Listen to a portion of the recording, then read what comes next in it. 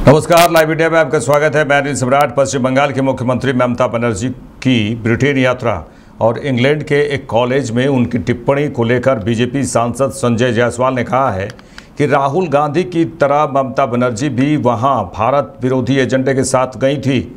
ममता बनर्जी जैसे लोगों की राजनीति इसी पर है कि कैसे बांग्लादेशियों को बंगाल और देश में घुसने दिया जाए, कैसे उन्हें आधार कार्ड दिए जाएं। उन्होंने कहा है कि वहाँ ममता बनर्जी ने दिखा दिया कि वह भारत विरोधी हैं। माननीय राहुल गांधी जी की तरह ममता जी भी वहाँ भारत विरोधी एजेंडा लेके गई थी। उनका एजेंडा भाजपा विरोधी नहीं है। बाहर जाकर के इन लोगों को यह याद आता है कि पूरे दुनिया में एक नई पहचान क्यों भारत की बन गई है, भारत क्यों इतना तरक्की कर रहा है।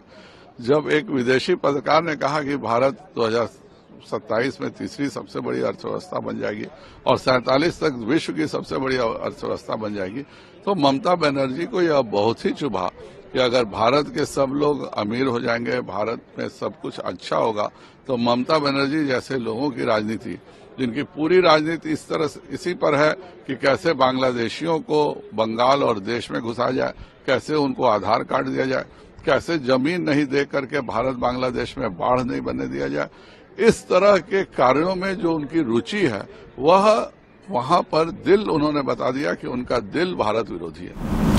दिल्ली विधानसभा के नेता प्रतिपक्ष अतिशी ने कहा है कि दिल्ली की बीजेपी सरकार के पास 1 लाख करोड़ रुपए की आय नहीं है और ना हो सकती है। जब बजट पेश होने से एक दिन पहले सदन में आर्थिक सर्वेक्षण पेश नहीं किया गया तो हमें लगा कि बीजेपी सरकार आर्थिक सर्वेक्षण पेश करने की संसदीय परंपरा तोड़कर क्या छुपाना चाहती है। जब 68,700 करोड़ रुपए का यह आंकड़ा सामने आया तो मुझे समझ में आया कि आर्थिक सर्वेक्षण क्यों पेश नहीं किया गया। ऐसा इसलिए क्योंकि तब वे अपने बजट में बढ़े हुए कर राजस्व का यह निराधार आंकड़ा पेश नहीं कर पाते। बाजी शुरू कर दी है। 1 लाख करोड़ निराधार हवाई जुमला है। भारतीय जनता पार्टी की दिल्ली सरकार के पास 1 लाख करोड़ की आय ना है ना हो सकती है। इस 1 लाख करोड़ के आंकड़ों को मैं थोड़ा सा ब्रेक डाउन करूंगी। 1 लाख करोड़ ये बजट एट अ ग्लांस जो मुख्यमंत्री जी ने पेश किया, उसमें उन्होंने सबसे पहले ये आंकड़ा दिया कि कहां कहां से पैसे आएंगे। सबसे पहला आंकड़ा है टैक्स रेवेन्यू। टैक्स रेवेन्यू में इन्होंने कहा है कि 68,700 करोड़ रुपए आएंगे, जो पिछले वित्त वर्ष से 10,000 करोड़ रुपए ज्यादा है। बजट के पिछले दिन जब इकोनॉमिक सर्वे दिल्ली विधानसभा में पेश नहीं हुआ था तो हम सबके मन में सवाल उठ रहा था कि इकोनॉमिक सर्वे तो एक टेक्निकल डॉक्यूमेंट होता है, उसमें ऐसा क्या था कि भारतीय जनता पार्टी ने हमारे देश की 70 साल पुरानी पार्लियामेंट्री परंपरा तोड़ दी, संसदीय परंपरा तोड़ दी और इकोनॉमिक सर्वे नहीं प्रेजेंट किया। 1951 से बजट का हिस्सा है इकोनॉमिक सर्वे। 1964 से बजट के डॉक्यूमेंट से अलग होकर बजट से पिछले दिन पेश होता है इकोनॉमिक सर्वे। लेकिन जब ये 68,700 करोड़ का आंकड़ा सामने आया तब मुझे समझ में आया इकोनॉमिक सर्वे क्यों नहीं पेश हुआ। क्योंकि इकोनॉमिक सर्वे दिल्ली की इकोनॉमी की स्थिति बताता है। रियल एस्टेट सेक्टर कितना बढ़ रहा है, सर्विस सेक्टर कितना बढ़ रहा है, स्मॉल ट्रेडिंग कितनी बढ़ रही है, रिटेल कितना बढ़ रहा है, होलसेल ट्रेडिंग कितनी बढ़ रही है। अगर इकोनॉमिक सर्वे सामने आ जाता तो ये हवाई टैक्स का आंकड़ा जो पिछले साल से 20% का इंक्रीज दिखा रहा है वो भारतीय जनता पार्टी अपने बजट में नहीं रख पाती। भारतीय जनता पार्टी की अपनी केंद्र सरकार का इकोनॉमिक सर्वे जीडीपी ग्रोथ 6.5% पे प्रोजेक्ट कर रहा है। 6.5% जीडीपी ग्रोथ पर 20% टैक्स का इंक्रीज, ये कुछ अद्भुत ही चमत्कारी इकोनॉमिक्स है जो सिर्फ भारतीय जनता पार्टी कर सकती है। जो आंकड़ा एस्टिमेटेड टैक्स रेवेन्यू का भारतीय जनता पार्टी ने रखा है, ये बिल्कुल फर्जीवाड़ा है, निराधार है, और इसी की वजह से कल बजट से पिछले दिन इकोनॉमिक सर्वे को सदन पटल पर नहीं रखा गया। अगर आप देश की इकोनॉमी के आंकड़े और दिल्ली की इकोनॉमी के जो आंकड़े उपलब्ध हैं उसके अनुसार हिसाब लगाएंगे तो दिल्ली का टैक्स रेवेन्यू तकरीबन 63,000 करोड़ के आसपास आने वाले वित्त वर्ष में होगा। यानी भाजपा की सरकार से एस्टिमेटेड 5,000 करोड़ कम, तो 1 लाख करोड़ का बजट आ गया 95,000 करोड़। दूसरा, ऐसा कहा गया इस बजट में कि 15,000 crore loans against small savings, 15,000 crore का लोन दिल्ली सरकार लेगी। दिल्ली सरकार बाकी राज्य सरकारों की तरह नहीं है कि वो बैंक से, मार्केट से लोन ले सकती है, इसलिए लोन दिल्ली सरकार सिर्फ नेशनल स्मॉल सेविंग फंड से ले सकती है। नेशनल स्मॉल सेविंग फंड का ये नियम है कि दिल्ली के लोगों ने जितना पैसा जमा किया है स्मॉल सेविंग्स में, पोस्ट ऑफिस में, पीपीएफ में, महिला सम्मान की एक स्मॉल सेविंग स्कीम है केंद्र सरकार की, जितना पैसा जमा हुआ है उसका 100% या 50। बिहार के डिप्टी सीएम विजय कुमार सिन्हा ने आवर्जन और विदेशी विधेयक 2025 पर केंद्रीय गृह मंत्री अमित शाह के बयान पर कहा कि यह देश मां भारती के संतानों का है। इस देश में बाहर के लोग घुसकर अराजकता उत्पन्न करते हैं। गृह मंत्री ने सही कहा है कि भारत को गुलाम बनाने वाली मानसिकता को स्वीकार नहीं किया जाएगा। अब यहाँ आतंकवाद, उग्रवाद, अपराध और भ्रष्टाचार करने वालों की कोई जगह नहीं है। देखिए, यह देश मां भारती के संतानों का है और जो इस देश में जन्म लिया है, किसी जाति, धर्म, क्षेत्र, भाषा का है, वह अपने मां भारती के गौरवशाली सिंहासन पर बैठाने के संकल्प को साकार करेगा।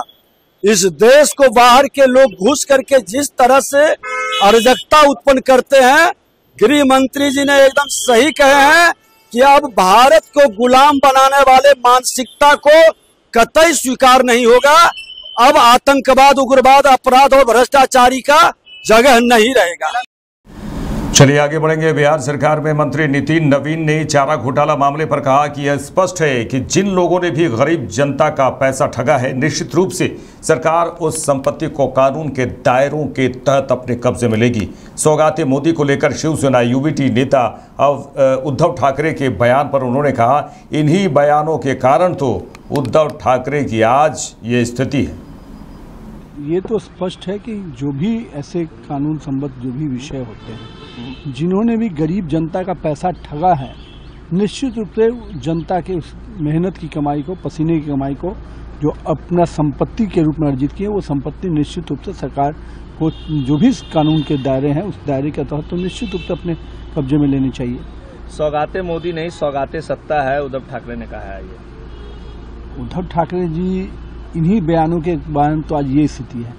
जो जिस प्रकार के देश विरोधी ताकतों के साथ उनके पिताजी ने जिस चीज के लिए संघर्ष किया, जब उनके संघर्षों की आहुति देकर सत्ता में खुद बैठने के लिए कांग्रेस का दामन थाम लिया, जिन कांग्रेस के विरोध में पूरी तरह से लगातार अपने बाला साहब ठाकरे ने आवाज बुलंद की थी, उन्हीं कांग्रेस के घुटने टेक दिए।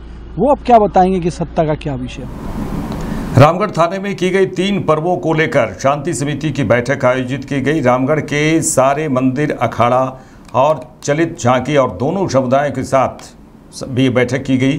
मुख्य रूप से रामगढ़ जिला प्रशासन के एसडीपीओ, थाना प्रभारी रामगढ़ का, बिजली विभाग के पदाधिकारी, कंटोनमेंट के पदाधिकारी और रामगढ़ के व्यक्ति जो दोनों समुदाय से थे, एक साथ बैठक की गई।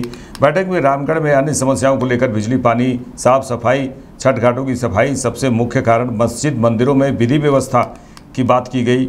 आपको बता दें कि ड्रोन के द्वारा सुरक्षा व्यवस्था की चर्चा हुई। रामगढ़ के व्यापारी भी इस दौरान शामिल थे और कहा जाए कि रामगढ़ में ड्रोन के माध्यम से गश्ती भी की जा रही है और सुरक्षा व्यवस्था पूरी बढ़ा दी जाएगी, क्योंकि नज़दीक में त्यौहार है, ईद है, सरहुल है, रामनवमी है। इसी को लेकर सामाजिक संगठनों ने दोनों समुदाय कार्यकर्ता पदाधिकारी के साथ वो चर्चा की गई और पूरी तरह से सुरक्षा की भी बात की गई। संजय सर और बिजली फायर ब्रिगेड के पदाधिकारी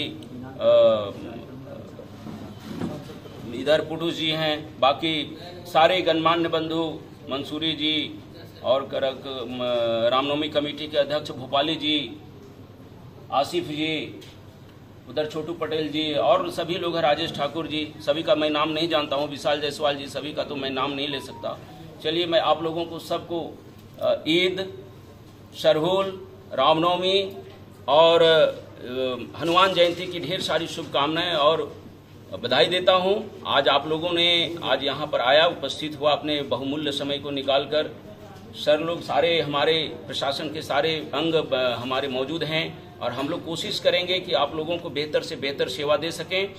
और आप लोगों से रिक्वेस्ट है, जो हमारे एसडीपीओ साहब ने बताया है, सीओ साहब ने बताया है कि किसी भी प्रकार की भड़काऊ गाना न बजाएं जिससे किसी को हट हो। और जो भी चीजें हैं, किसी भी प्रकार की आपको सूचनाएं प्राप्त होती हैं तो निश्चित रूप से निस्संदेह किसी भी थाना के पदाधिकारी को, हमको, एसडीपीओ साहब को, सीओ साहब को, एसडीओ साहब को या अन्य कोई भी पदाधिकारी हैं वो उनको दे दीजिए। हम लोग त्वरित गति से कार्रवाई करेंगे। दूसरी बातें हैं कि सभी समाज के यहाँ लोग उपस्थित हैं। मैं सबसे आग्रह करता हूं कि ऐसी कोई भी आपत्तिजनक सामान अपने घर पर या रोड पर अन्य जगहों पर न रखें जिससे किसी भी समाज माहौल को खराब किया जा सके। हम लोग सभी जगह में आप लोग सभी को, दोनों समुदाय, तीनों सभी समुदाय को लेकर के हम लोग घूमेंगे, रूट का सत्यापन करेंगे और आप लोग दोनों समुदाय को हम बेसिकली उन स्थानों पर रखेंगे जहां पर वो ऐसी समस्याएं, मस्जिद है, मंदिर है, उन सभी समस्याओं पर आपसे हमारा आग्रह होगा, निवेदन होगा कि दोनों समुदाय के गणमान्य लोग मौजूद रहें और कोई भी छोटी मोटी अगर चीजें हो जा रही है तो उसको त्वरित गति से निष्पादन करें। निश्चित रूप से बताया गया है, आप लोग उसका पालन कीजिएगा। लेकिन हम लोग साइड से, प्रशासन साइड से जो 2-3 बातें मुख्य रूप से है वो ये है कि जितनी भी झांकी आप लोग लेके चलते हैं तो अपने लिए, हम लोगों के लिए नहीं, हम लोगों का तो अपना ड्रोन वीडियोग्राफी जो रहेगा वो रहेगा। आप अपनी कमेटी के लिए एक वीडियोग्राफर जरूर रखिए ताकि कहीं कल को कोई आप इल्जाम लगा दे तो आप अपने वीडियोग्राफर के माध्यम से उसको दिखा सके कि नहीं, मेरी कमेटी के द्वारा ऐसी चीजें नहीं हुई। दूसरा चीज है कि सोशल मीडिया में आप लोग जो भी प्रबुद्ध लोग हैं, जो भी ग्रुप का एडमिन है, वो इसको लाइटली नहीं लेना है। किसी भी ग्रुप से अगर कहीं कुछ आता है तो इमीडिएट आप प्रशासन को सूचना देंगे उसको, ताकि उसको हम लोग कंट्रोल कर सकें। नशा का सामान्य रूप से कुछ लोग करते हैं, सभी नहीं करते हैं। कमेटी में प्रायः सभी लोग ठीक ठाक रहते हैं, 2-1-4 लोग रहते हैं। वो 2-1-4 लोग आपके ही लोग रहते हैं, आप उनको अनुरोध के साथ उनको नियंत्रित कर लीजिए। हम लोग तो करेंगे तो फिर थाना लाएंगे तो फिर आपको खराब लगेगा कि नहीं, कमेटी से उठा लिए ये वो चीज, थोड़ा उसको आप अपने कीजिए, ज्यादा बढ़िया। वॉलेंटियर्स हर कमेटी में रखिए, उसका नाम, मोबाइल नंबर हम लोगों को भी दीजिए ताकि हम लोग भी बीच बीच में उनका संपर्क कर सके और समाचार उनसे ले सके।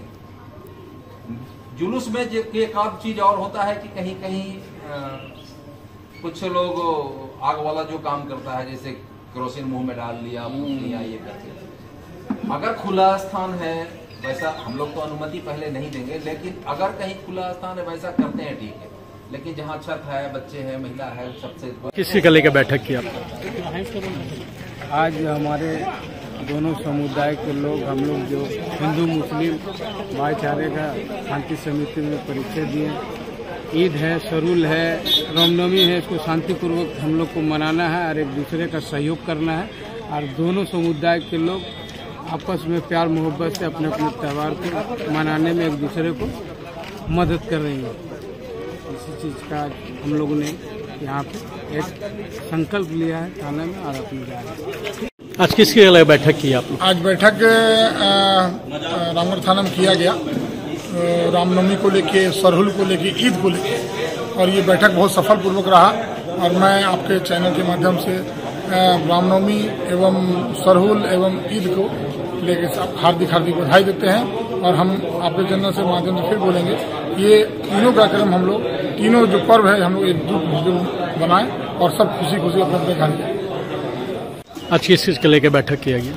आज रामगढ़ थाना में सभी रामनवमी कमेटी और अखाड़ा कमेटी के साथ एक शांति समिति की बैठक हुआ। उस बैठक में महासमिति के हम लोग और कमेटी के लोग उपस्थित हुए। इसमें यही सब प्रशासन के द्वारा बातचीत वार्ता हुई कि इस बार की रामनवमी शांतिपूर्वक मनाया जाए और सभी लोग अपना अपना रुख बताए हैं। लाइसेंस का बात हुआ और नशा मुक्त इस पर फोकस किया गया। इस बार की रामनवमी युवाओं के द्वारा नशा मुक्त रामनवमी मनाया जाए।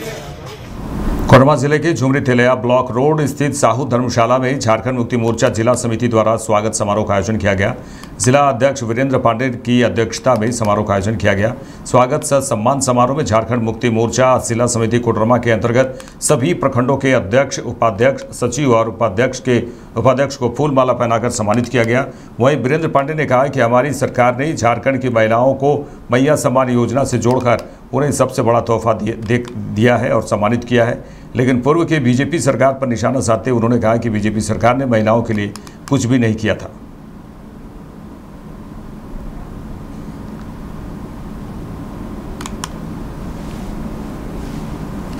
देखिए आगे बढ़ेंगे। रवि स्टील रांची में ही अगर कहा जाए 24 घंटे के अंदर ही 2 हत्याएं हुई है और ये अपराधियों का जो ग्राफ है इसको लेकर बीजेपी लगातार आरोप लगाती रही है कि सरकार ध्यान नहीं दे रही है, अपराध बढ़ता जा रहा है। रवि स्टील के जूता दुकान के मालिक भूपेश साहू को गुरुवार रात 8 बजे के आसपास गला रेतकर हत्या कर दी गई।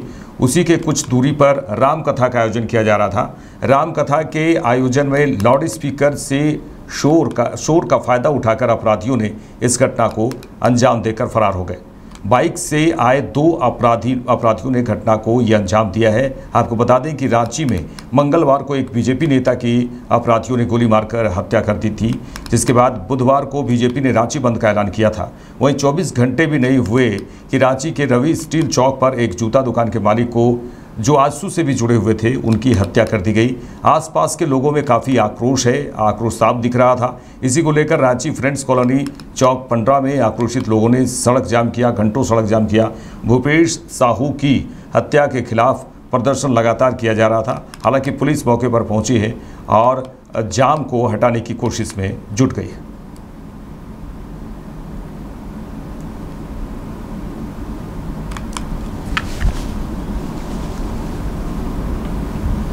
आगे बढ़ेंगे। पश्चिम बंगाल की मुख्यमंत्री ममता बनर्जी की ब्रिटेन यात्रा और इंग्लैंड के एक कॉलेज में दिए गए बयान पर बीजेपी नेता प्रदीप भंडारी ने कहा, इंडी गठबंधन के नेता जब भी विदेशी धरती पर जाते हैं तो भारत का अपमान करते हैं। राहुल गांधी का देश के खिलाफ बोलने का इतिहास रहा है और अब ममता बनर्जी भी राहुल गांधी के नक्शे कदम पर चल रही है। यह बहुत स्पष्ट है कि इंडी गठबंधन के नेता देश की प्रगति से नफरत करते हैं और सांप्रदायिक राजनीति में केवल वोट बैंक पर विश्वास करते हैं।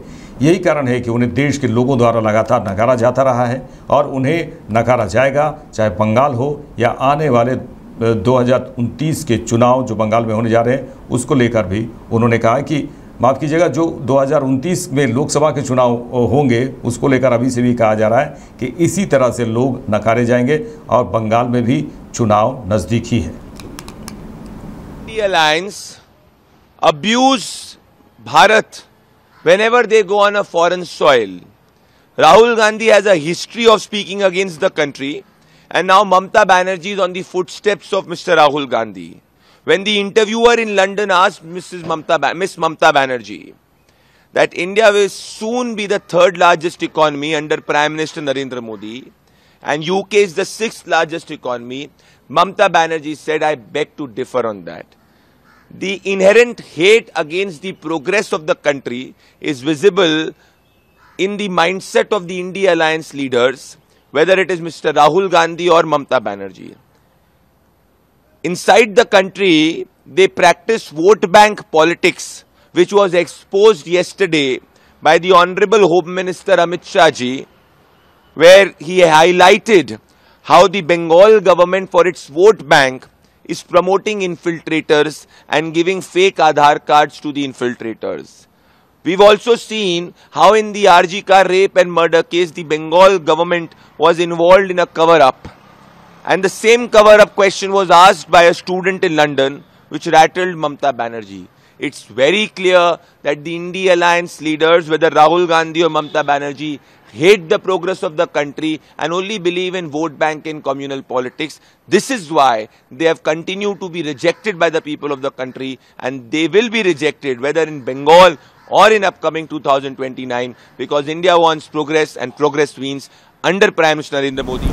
केंद्रीय मंत्री रामदास अठावले ने आवर्जन और विदेशी विधेयक 2025 पर केंद्रीय गृह मंत्री अमित शाह के बयान पर कहा कि बांग्लादेश के बहुत सारे लोग पश्चिम बंगाल आते हैं और यहां बिना वीज़ा के यहाँ पर रहते हैं। अमित शाह ने बताया कि जिन्हें यहाँ रहना है, जिनके पास वीज़ा होना चाहिए, उनके पास वीज़ा होना चाहिए। बांग्लादेश में भी हिंदू समाज पर अन्याय हो रहा है, यह अच्छी बात नहीं। अमित शाह ने कहा है कि ये देश धर्मशाला नहीं है कि कोई भी जहाँ से आए आके बस जाए। सर, बंगाल को लेकर क्यों नहीं दे रही है राज्य सरकार? सर, मुझे लगता है कि भारत में जिसको भी रहना है वो वीजा निकाल कर रह सकते हैं, लेकिन विदाउट वीजा यहाँ किसको रहने का अधिकार नहीं है। बहुत सारे बांग्लादेश के लोग जो है, ये बांग्लादेश के लोग वेस्ट बंगाल और बांग्लादेश इनकी लैंग्वेज एक ही है, और इसीलिए बहुत सारे लोग मतलब यहाँ आते हैं और यहाँ बिना वीजा यहाँ रहते हैं। इसीलिए माननीय अमित शाह जी ने बताया है कि भाई जिनको रहना है उनके पास वीजा होना चाहिए। विदाउट वीजा जो लोग यहाँ रहेंगे, इलीगल जो रहेंगे, उनको यहाँ से भगा दिया जाएगा। उनको यहाँ से मतलब यहाँ रहने का कोई अधिकार नहीं है, ये माननीय अमित शाह जी ने बताया है। और बांग्लादेश में भी आपको लोग मालूम है कि हिंदू समाज पर अन्याय हो रहा है, कुछ मंदिरों पर भी हमले हो रहे हैं, तो कोई हमारे बौद्ध भिक्षुओं पर भी हमले हो रहे हैं, तो ये बात अच्छी नहीं है। और इसीलिए अमित शाह जी ने जो बताया बात सही है। और अभी कल अमित शाह 2 दिन के लिए यहाँ बिहार के दौरे पर आ रहे हैं, और जरूर अमित शाह जी बहुत बड़े स्ट्रांग होम मिनिस्टर है, और जिनके पास वीजा नहीं है उनको यहाँ से हटा दिया जाएगा। बीजेपी सांसद अनुराग ठाकुर ने आवर्जन और विदेशी विधेयक 2025 पर कहा कि देश के सामने एक ऐसा कड़वा सच्चा आया है जिसने तृणमूल कांग्रेस का चेहरा बेनकाब किया है। केंद्रीय गृह मंत्री अमित शाह ने सदन में बताया कि पश्चिम बंगाल सरकार से केंद्र सरकार बाढ़ फेसिंग लगाने के लिए ज़मीन मांगती रही है ताकि बांग्लादेश से घुसपैठ ना हो, तो लेकिन ममता बनर्जी की सरकार ने पिछले 8 वर्षों से ज़मीन का हिस्सा नहीं दिया। इसका जवाब ममता बनर्जी को देना होगा कि भारत के हित में बांग्लादेशी घुसपैठियों को रोकने के लिए वे ज़मीन क्यों नहीं देती है। आखिर यह सवाल खड़ा होता है कि ममता बनर्जी देश के साथ है या बांग्लादेशी घुसपैठियों के साथ, जवाब देना ही पड़ेगा। सामने एक ऐसा कड़वा सच आया है जिसने तृणमूल कांग्रेस का चेहरा बेनकाब किया है। कल पार्लियामेंट में जिस तरह से केंद्रीय गृह मंत्री अमित शाह जी ने बताया कि पश्चिम बंगाल की सरकार पिछले कई वर्षों से जब केंद्र सरकार उनसे जमीन मांगती है बाढ़ लगाने के लिए, फेंसिंग लगाने के लिए, ताकि बांग्लादेश से घुसपैठ ना हो, ना रोहिंग्या मुसलमान हो, ना अवैध घुसपैठ हो, तो 8 वर्षों से जमीन का हिस्सा बाढ़ लगाने के लिए तृणमूल कांग्रेस की सरकार ने नहीं दिया। इसका जवाब ममता बनर्जी जी को देना होगा कि भारत के हित में बांग्लादेशी घुसपैठियों को रोकने के लिए वो जमीन क्यों नहीं देती हैं। दूसरा, 24 परगना और ऐसे जिलों में आधार कार्ड नकली क्यों बनते हैं। देश के कोने कोने में जो अवैध रोहिंग्या और अवैध बांग्लादेशी घुसपैठिए पहुंचते हैं, उसको ममता बनर्जी जी की सरकार शरण देकर, नकली पहचान पत्र देकर देश के कोने कोने में पश्चिम बंगाल में बसाने का काम क्यों कर रही है। आखिर ये सवाल खड़ा होता है कि वो देश के साथ है या बांग्लादेशी घुसपैठियों के साथ है। जवाब देना ही पड़ेगा। बिहार बीजेपी अध्यक्ष दिलीप जायसवाल ने कहा कि इस देश में यदि कोई बाहरी व्यक्ति रहने का या घुसने का प्रयास करता है तो 140 करोड़ देशवासियों में से किसे अच्छा लगेगा। उन्होंने कहा कि इस देश की समस्या है कि कांग्रेस ने 75 सालों तक जो पाप किया है उसका नतीजा पूरा देश भुगत रहा है। कांग्रेस कभी भी नहीं चाहेगी कि इस देश में शांति रहे और यही कारण है कि कांग्रेस हमेशा देश विरोधी ताकतों की सराहना करती है। उन्होंने कहा कि टीएमसी, समाजवादी पार्टी, राजद जैसी पार्टियां तुष्टीकरण की राजनीति के लिए कुछ भी कर सकती है। देखिए, एक बात बोलिए कि इस देश में अगर कोई बाहरी व्यक्ति रहने का या घुसने का प्रयास करता है तो पूरे 140 करोड़ जो देशवासी हैं, किसको अच्छा लगेगा कि बाहरी आदमी आके हमारा हक छीने? किसी को अच्छा नहीं लगेगा। तो इसीलिए इसको मैंने कहा ना कि इस देश में दिक्कत क्या है कि कांग्रेस ने जो पाप किया है 75 साल, और उसी पाप का फल पूरा देश भुगत रहा है। कांग्रेस का पाप है और मुसलमान भाइयों को उसने आज तक भाजपा से अलग करके रखा है। मोदी जी क्या चाहते हैं? सबका साथ, सबका विकास और सौगाते मोदी, ये मोदी जी के दिल की बात है। लेकिन कांग्रेस कभी भी इस देश में नहीं चाहेगा कि शांति रहे, और यही कारण है कि कांग्रेस देश विरोधी ताकत से हर वक्त जो है उस ताकत की सराहना करता है जो इस देश के विरोध में रहता है। लेकिन टीएमसी सांसद सौगत राव ने कहा है कि हमेशा झूठे आरोप लगा। ये देखिए, टीएमसी, समाजवादी, राजद, ये सब तुष्टीकरण के लिए घर द्वार भी बेच देगा, कुछ कर देगा। ये हे भगवान, बचा के रखिएगा ये लोग। मेरे साथ इस बुलेटिन में इतना ही। देश दुनिया की तमाम खबरों के लिए देखते रहिए लाइव इंडिया। नमस्कार।